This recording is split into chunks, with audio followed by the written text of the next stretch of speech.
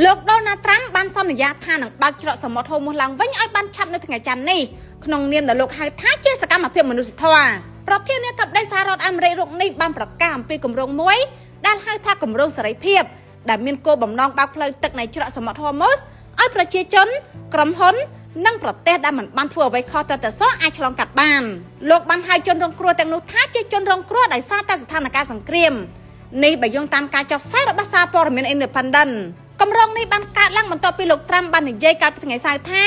លោកអាចនឹងបញ្ជាឲ្យមានការវាយប្រហារប្រឆាំងទៅលើប្រទេសអ៊ីរ៉ង់ឡើងវិញប្រសិនបើអ៊ីរ៉ង់នៅតែមានអាកប្បកិរិយាមិនល្អលោកត្រាំបានបង្ហោះសារនៅលើបណ្ដាញសង្គម Truth Social កាលពីថ្ងៃអាទិត្យថាការសម្រេចចិត្តបើកផ្លូវទឹកឡើងវិញនេះបានកើតឡើងខណៈដែលតំណាងរបស់លោកមានការពិភាក្សាទទួលផលវិជ្ជមានជាមួយនឹងប្រទេសអ៊ីរ៉ង់ហើយត្រូវបានរាយការណ៍ថាបានផ្ដល់ការកំណត់មួយខែដល់ប្រធានាធិបតីអាមេរិកសម្រាប់ការចរចាលើកិច្ចព្រមព្រៀងដែលបានស្នើឡើងដើម្បីបើកច្រកសមុទ្រហូមូសឡើងវិញនិងការបញ្ចប់សង្គ្រាម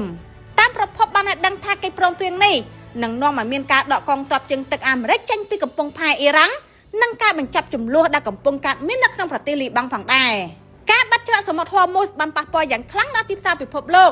ខណៈដែលផ្លូវទឹកមួយនេះគឺជាច្រកផ្លូវដ៏សំខាន់សម្រាប់ការដឹកជញ្ជូនប្រេងផ្គត់ផ្គង់នៃ1/5របស់ពិភពលោកសូមជម្រាបថាកប៉ាល់និងនាវិកដែលធ្វើដំណើរនៅលើសមុទ្រដែលភាគច្រើនស្ថិតនៅលើកប៉ាល់ដឹកប្រេងនិងអូស្មန်បានជាប់គាំងនៅក្នុងឈូងសមុទ្រពាចាប់តាំងពីសង្គ្រាមបានចាប់ផ្ដើមក្នុងនោះនាវិកភាគច្រើនមកពីប្រទេសឥណ្ឌានិងប្រទេសផ្សេងៗនៅតំបន់អាស៊ីខាងត្បូង